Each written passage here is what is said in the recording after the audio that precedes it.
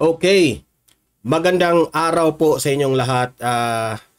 Pag-usapan natin itong media interview nitong si Representative Joel Chua. Okay, ito po ang kaugnayan po dito sa kay Vice President Inday Sara Duterte na nakadetain yung kanyang office Chief of Staff ni VP Sara, at meron pala itong mga hiling itong Vice Presidente natin na yung iba naman tinutugunan nila, yung iba naman ay hindi nila pinapayagan.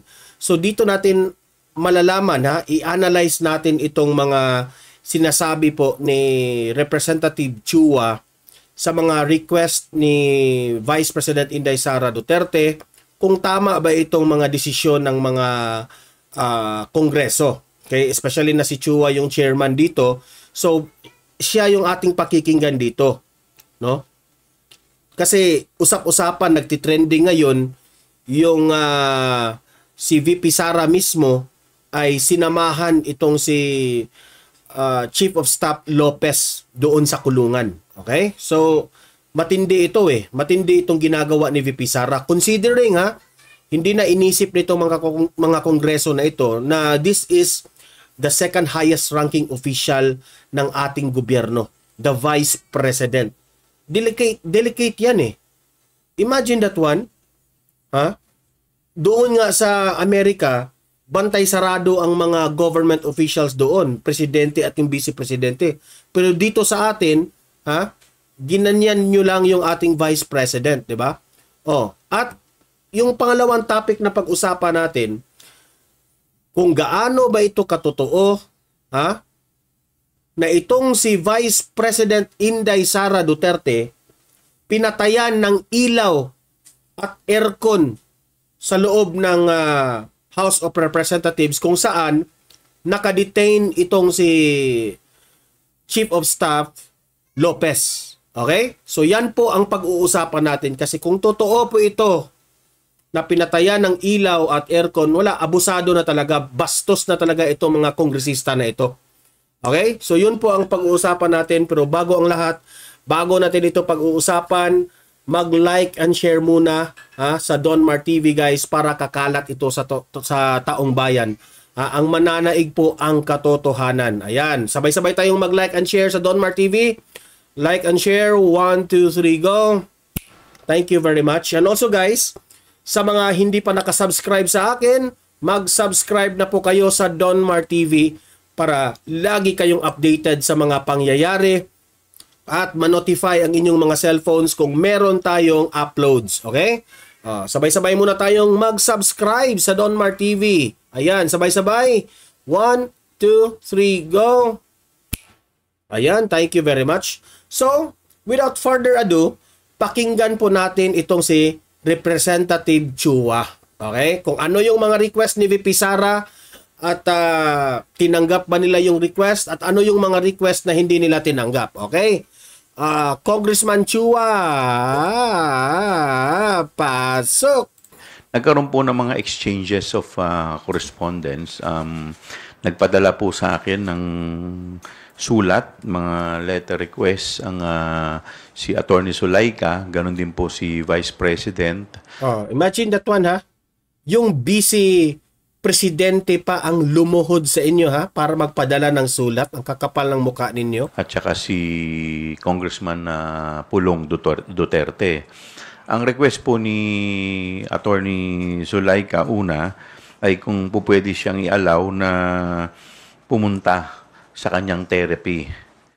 So, ito po ay basta health condition, payagan nyo na. Diba?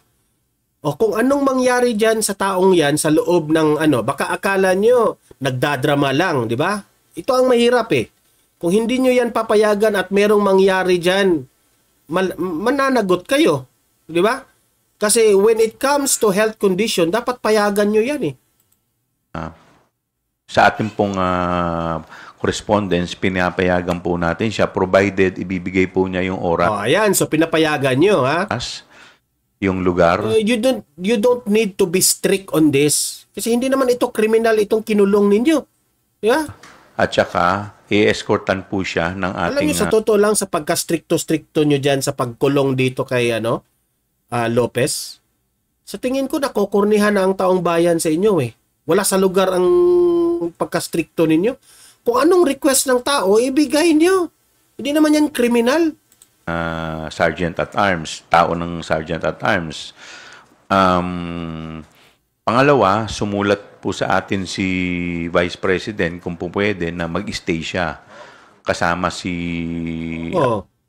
Si Vice President Inday Sara Duterte sumulat sa dito, sa Tuwadcom na mapayagan siya na masali na siyang makulong doon sa kulungan with Chief of Staff itong si Lopez. Ngayon, bago yan kasi sasagutin niya yan. Ang sa akin lang dito, the fact na ganyan po ang desisyon ni VP Sara na gusto niyang makulong rin, no? Hindi niya pinabayaan yung kanyang Chief of Staff. Ipinakita niya na dapat pati ako makulong ako dito. Ano pa bang gusto niyo, mga Tuwadcom?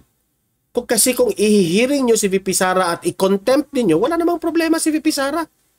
Gusto nga niyang sumali diyan kay Lopez sa loob ng kulungan. 'Di ba? Ngayon, bakit hindi ninyo pinapayagan? Heto, patuloy. Attorney Zulaika for the duration ng kanyang detention. Ito po ay hindi natin inalaw dahil unang-una bakit hindi ninyo inalaw ang request ni VP Sara diyan?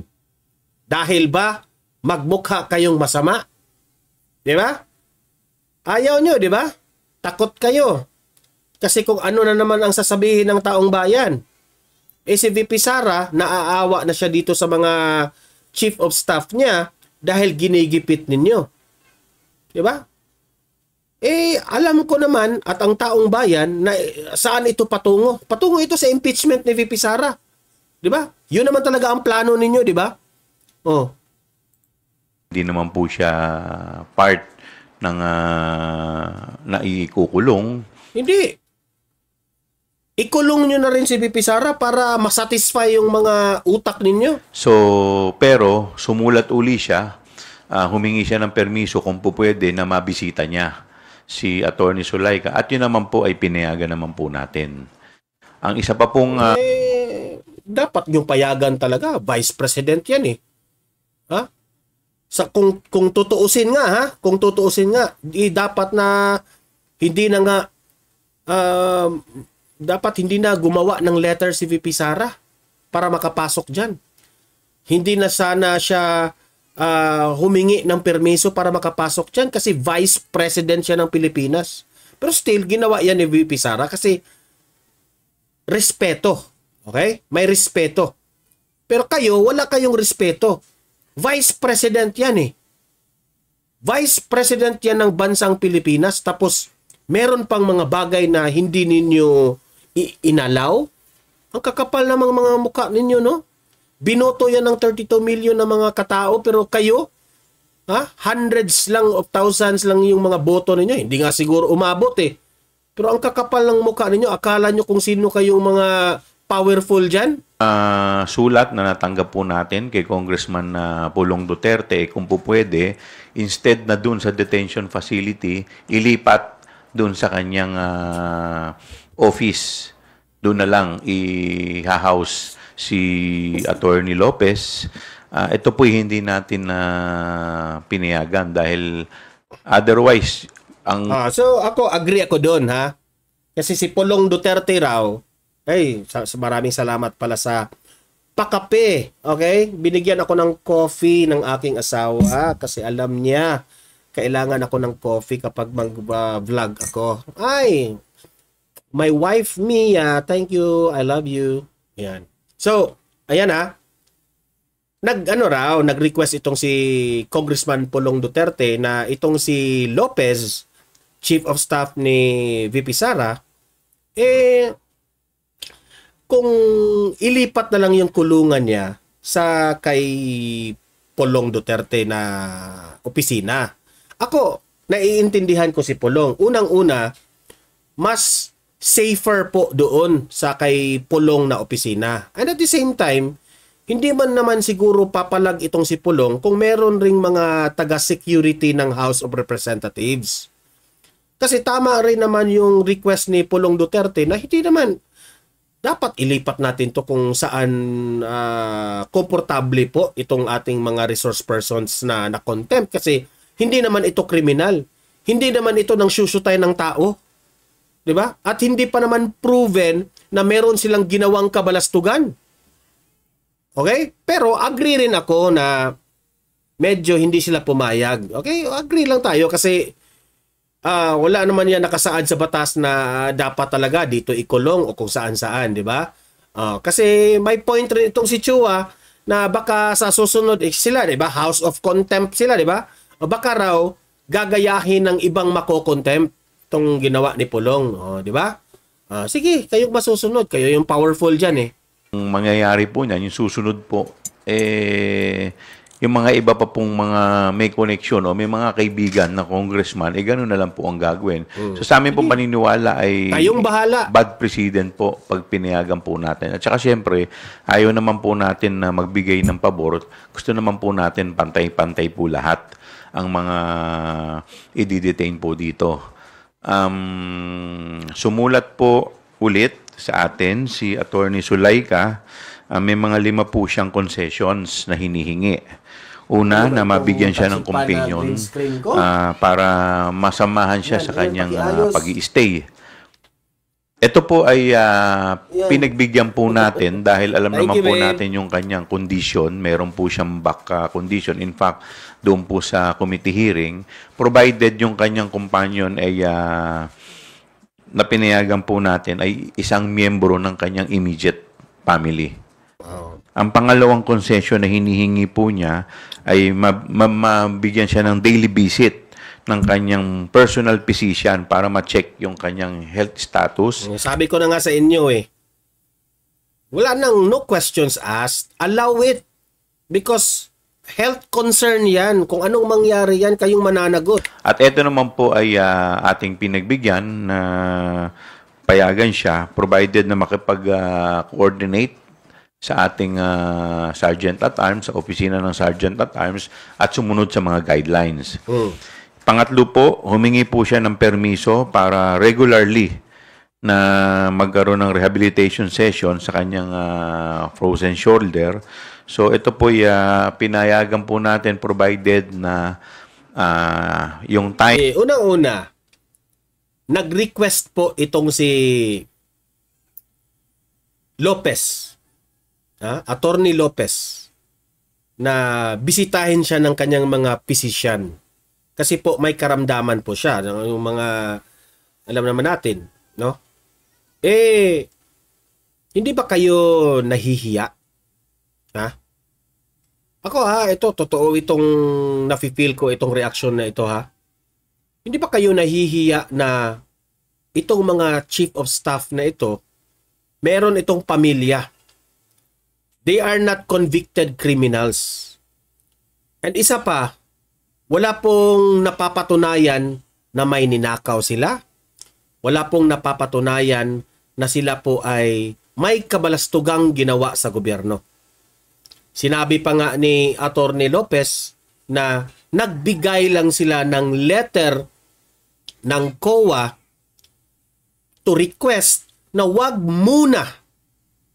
Remember wag munang ibigay itong mga dokumento na ito sa Kongreso. Request, meaning to say, still, the COA has the power na tatanggapin yung request o hindi. Okay? Suggestion, kumbaga, ng Office of the Vice President. Kasi po, hindi po layunin ng Office of the Vice President para po pilayan ang inyong mga plano o pilayan po ang inyong mga investigasyon. Hindi po ganun ang ibig sabihin ng Office of the Vice President. Ang sa kanila lang, nagsasuggest lang sila na wag mo na ibigay itong mga dokumentong ito kasi meron pang ongoing investigation auditing ng inyong mga hearing. Kasi kung ibibigay po itong mga issues na itong mga dokumento na ito, magsampak-sampak na yung mga issues. At dapat nga, step by step yung pagsagot ng Office of the Vice President sa mga akusasyon ninyo. Yun po. Yan ang hindi nyo maiintindihan sa mga explanation po nitong si Lopez. Pero anong ginagawa ninyo? Inalaw ninyo itong si Representative Castro na i-contempt itong si Lopez. Chua, inalaw mo rin. Nakakahiya nga eh. Sabi nga ng taong bayan sa comment section, nagagalit sila dito kay Castro. Kasi itong si Castro, convicted itong child abuse na sa korte.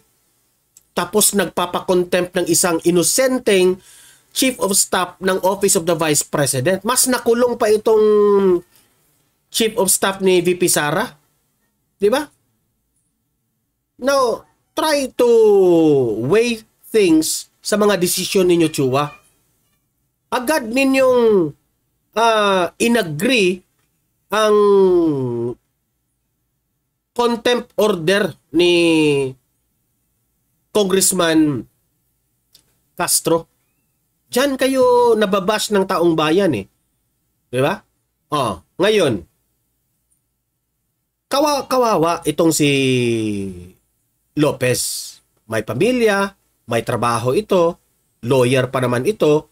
Tapos kung makikita nyo doon sa hearing, Attorney Lopez, Chief of Staff of Presidente, Office of the Vice President, was very respectful during the hearing. Humingi pa nga siya ng reconsideration na i-lift o i-consider yung contempt order ni Castro. Imagine wala siyang dapat i-sorry. Pero nag-sorry pa siya kay Castro. Sinabi niya kay Castro, it's not my intention, but hindi nyo muna, baka i-check nyo again yung aking paliwanag. Kasi baka raw, hindi nyo naiintindihan. Kasi wala siyang balak para harangin itong mga dokumento na ito. Still, para sa taong bayan, yung ginawa ni Castro sa pag-contempt nito, may utos. Alam nyo na kung sino. Diba? Nakakahiya kayo. Yung place at saka siya ay bibigyan ng escort ng ating Sergeant at Arms. Pangatlo, humihingi siya ng security personnel na po pwede na may designate.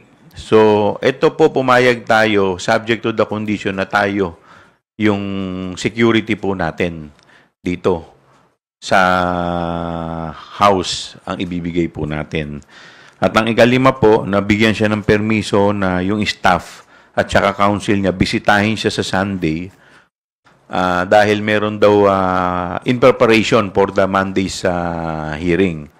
At ito naman po pinayagan natin subject sa guidelines ng OSA at binigyan natin siya ng oras from 1 to 7 p.m. So, yun po. Okay, so much with that. Okay? Ngayon, Chua, sagutin nyo. Gaano ba ito katotoo na si Vice President Inday Sara Duterte noong time na nandun siya sa loob with his Chief of Staff na nakulong, pinatayan siya ng ilaw at pinatayan ng aircon. Mag-subscribe nga pala kayo dito kay vlogger na si Kabibig. Siya po ang nagbalita dito. Di ko lang alam kung saan niya nakalap itong impormasyon na ito na pinatayan ng ilaw at pinatayan ng aircon. Makinig po tayo sa kanyang vlog. Okay? At mag-subscribe na rin kayo sa itong vlogger na itong si Kabibig dahil Duterte diehard supporter ito eh. Kasi po, bago, sa tingin ko, analysis ko dito, bago niya ito ini-vlog, meron talaga siyang nakalap na impormasyon. Kasi nga baka bago ito nag-leak itong impormasyon na ito, may nakapagsabi talaga. Nag-leak itong mga issues na ito. Wala na kayong respeto sa Vice President, the second highest ranking official ng ating gobyerno. Ayan, pakinggan natin ha, bakit pinatayan ng ilaw at aircon. Kasi gusto ko ring malaman gaano ito katotoo. Sige, let's hear it from Kabibig. Play, Kabibig, pasok.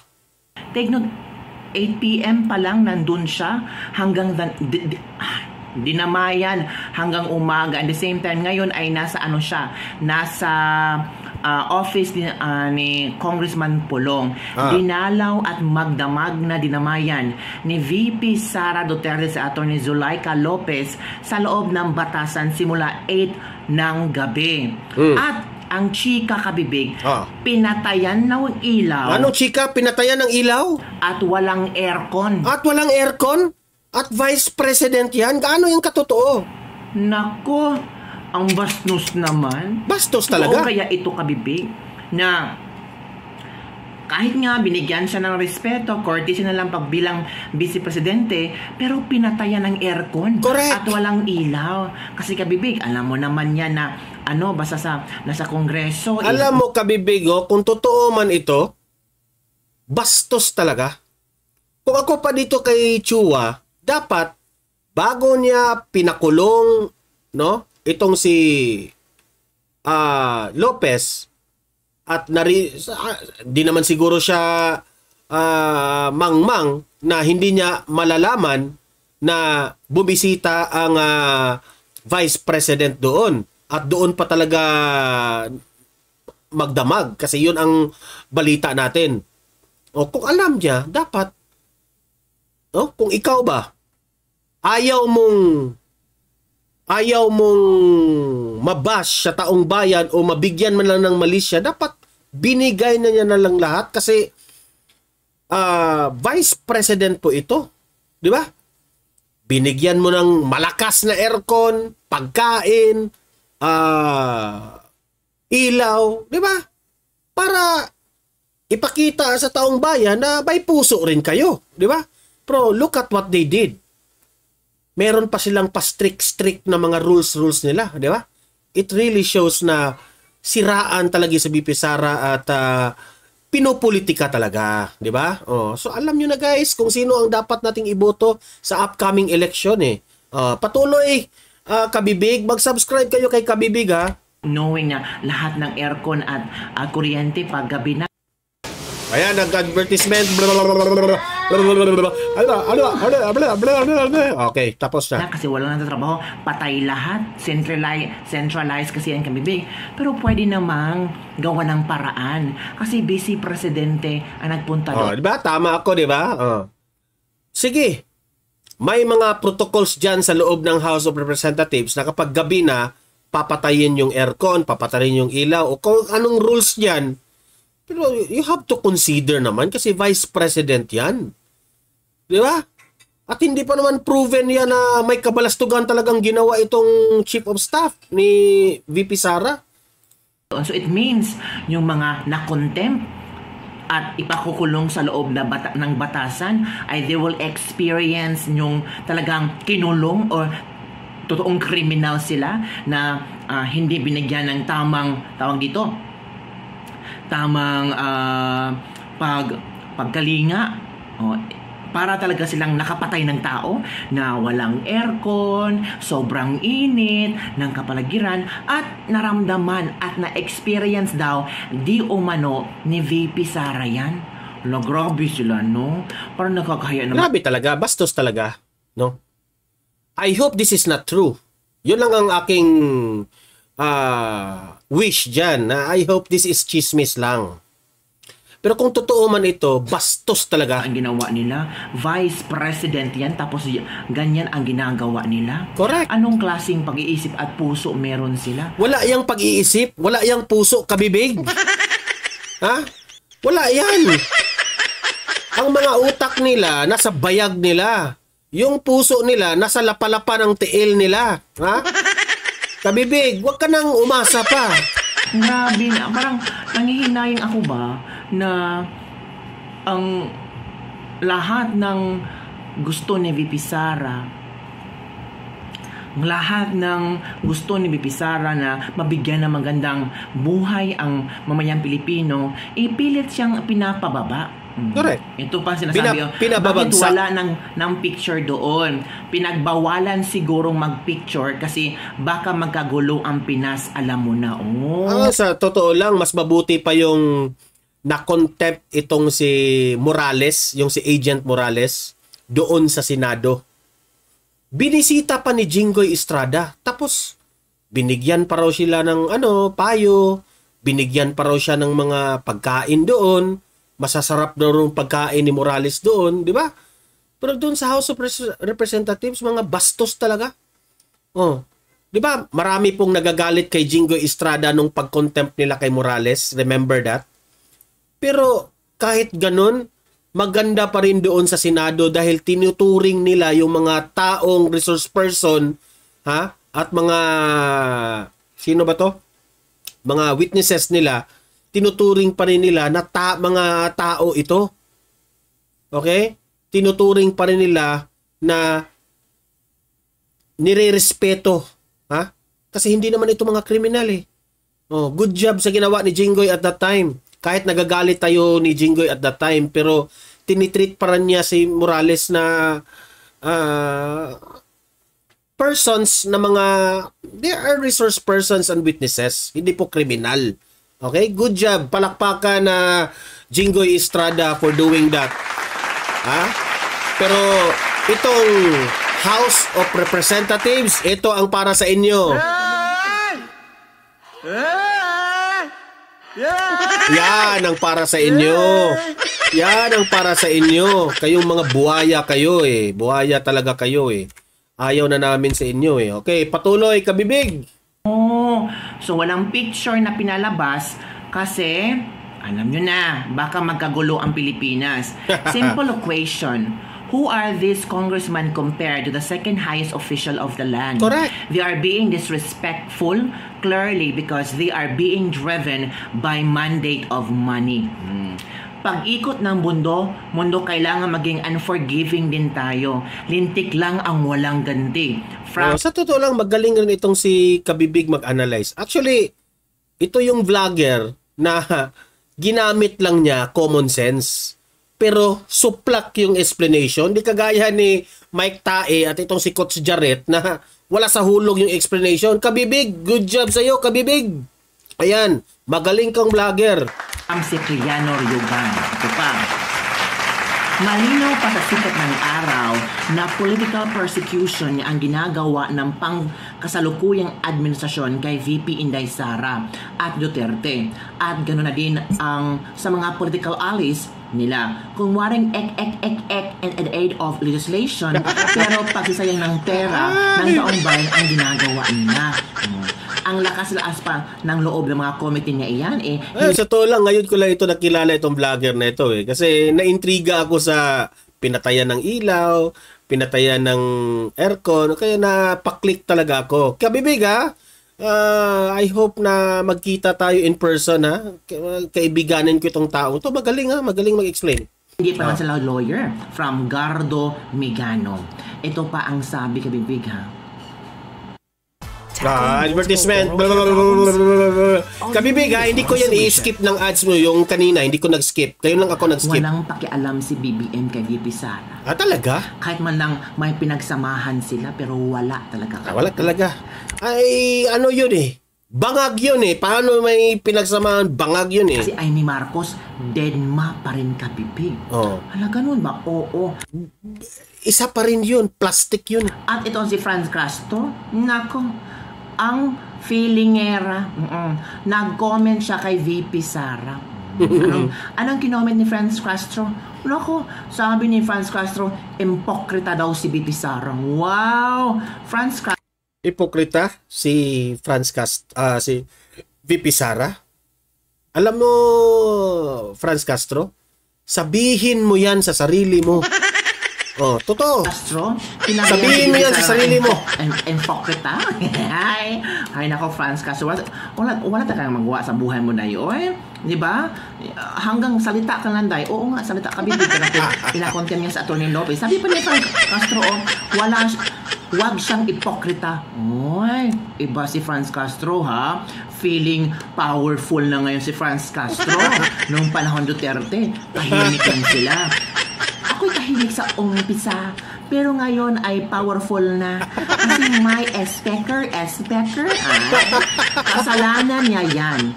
Huwag niya kaming sisihin dahil ginusto niya yan na ang mga staff niya yung isa lang. Siya nga yung pinapasalang namin, ayaw niyang mag-take oath. So, wag siyang ipokrita. Wala, Franz Castro. With your statement, halatang... Yung reaction talaga ni Kabibig, no? Hala, Castro. Parang wala talaga si Castro. Masyashock ka na lang talaga sa, ni Castro. Yung green screen ko? Ay, naku, green screen. Bumibigay ka na ngayon. Hoy, green screen. Pakitulong, green screen. Ano ba to? Ayan. Makita yung mga maselang bahagi ng aking studio. Hoy, green screen. Hoy.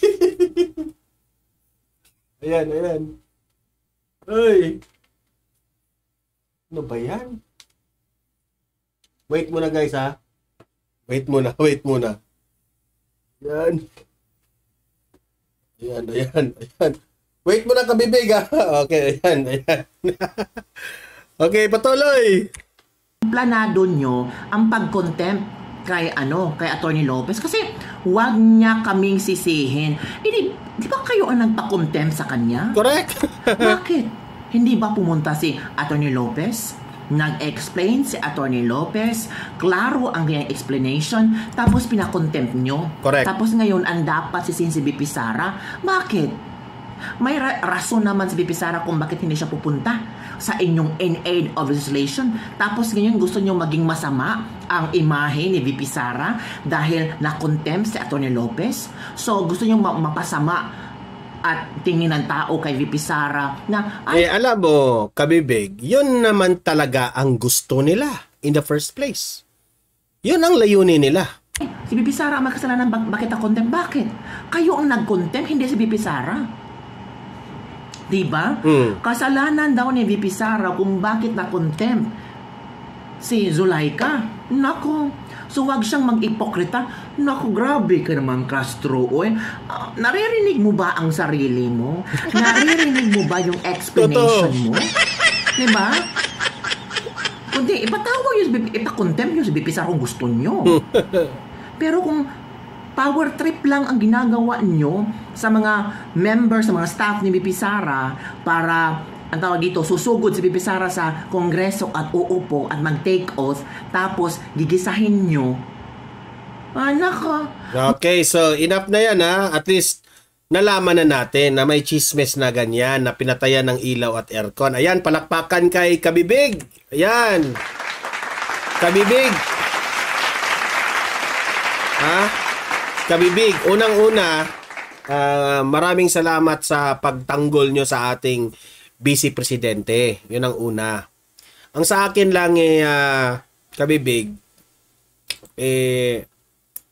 kung totoo man ito na pinatayan ng ilaw at aircon, that only shows na ipinakita nila sa taong bayan na bastos sila. Remember, itong Vice President natin, mahal ito ng taong bayan kasi 32 million po ang bumoto dito kay VP Sara. Hindi nila alam sa ginagawa nila dito sa Chief of Staff ni VP Sara, para na rin nilang ginanyan ang 32 million na sumuporta kay VP Sara. Okay? So, tama yung lahat ng mga sinasabi ni Kabibig dito na ito pang si Franz Castro, it's very obvious na ginamit po nila ang kanilang pagiging power. Meron kasi representative o congressman naman sila, 'di ba? Ginamit nila. Meron naman silang kapangyarihan para i-contempt, 'di ba? Pero kung i-analyze mo yung hearing kahapon, hindi yun dapat sana i-contempt. Yun rin naman ang gusto ng chairman at kanila Suarez, na-contempt talaga. Kaya nga, hindi na sila nire-respeto ng mga resource person nila at itong mga witnesses. Kaya ayaw nang pumunta dyan. Kaya pa nga, mas gusto pang dumalo si Duterte sa hearing ng Senado compare dyan sa mga congressman lang kayo. Di ba? So, sa madaling salita, no? Nagpapabida lang po itong house na ito dahil sa kanilang Panginoon. Alam ng taong bayan na kaya naging mayabang itong, sa totoo lang, I really appreciate and admire sa House of Representatives nung time nila House Speaker Cayetano, House Speaker yung yung isa, Alvarez, at yung mayroon pang isang House Speaker na kalimutan ko yon, yung kaaway dati ni Cayetano. Mas na-appreciate ko yon kasi talagang balance yung mga kongresista doon. Okay? Talagang kung merong mangyayaring hearing, talagang totoong hearing. Hindi kagaya ng ngayon, scripted na talaga. Di ba? So, wala talagang moral itong HOR ngayon sa leadership nitong si Romualdez. Sana mapalitan na yan si Romualdez. Kasi sabi nga ng taong bayan, buhaya itong House of Representatives eh. Di ba? So, we hope na taong bayan ang sinapit ng Chief of Staff ni VP Sara matapos na soon yung kanyang 5-day na contempt order, no? At sana bantayan ang ating VP Sara, ha? Because she is the only hope ng ating bansang Pilipinas, ha? Magiging presidente pa yan sa 2028. Okay? So, nagpapasalamat ako sa mga Duterte diehard supporters na mga vloggers na talagang sinubaybayan ang mga galawan at binantayan si VP Sara at ipinagtanggol pa itong si VP Sara sa lahat ng mga issues na ibinabato ngayon sa Administrasyong Marcos. Okay? So maraming salamat sa inyo. Kayong mga audience na nanonood ngayon, mag-comment, mag-react, ano ang masasabi ninyo sa mga power tripping ngayon ng House of Representatives sa Office of the Vice President. Okay? Pag-usapan natin yan sa comment section. Okay? Guys, mag-like and share para kakalat ito sa taong bayan. At mag-subscribe at mag-follow dito sa Donmar TV, ha, para updated kayo lagi. At yung mga cellphones ninyo ma-notify kung meron tayong breaking news. Okay? So, see you in my next video. See you in my next live. Have a great day. Have a great night. And God bless po sa ating lahat. Mabuhay ang Pilipinas. Bye-bye.